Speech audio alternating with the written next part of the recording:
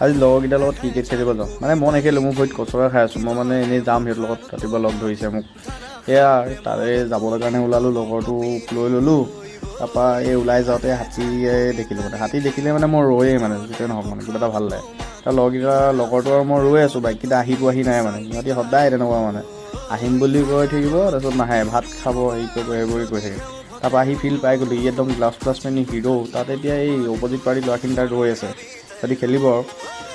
তাৰপৰা আমাৰ গোটেইখিনি ৰেডি হৈ গৈছে খেলিবলৈ তাৰপৰা এতিয়া খেল ষ্টাৰ্ট সেয়া জেংগ একদম 6 তাৰপিছত জেংগ তেনেকৈ পূৰা খেলি আছে আৰু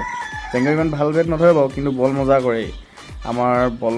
বল মৰাৰ ভিতৰত 1 নম্বৰ ইয়ে মানে তাৰপৰা এইটো এটা আহিলে ই একদম 6 মাৰিলে নিৰঞ্জনে 6 দিছে এইটো বল দেখিছেনে কেনেকুৱা কৰিছে গুলি দিয়ে মানে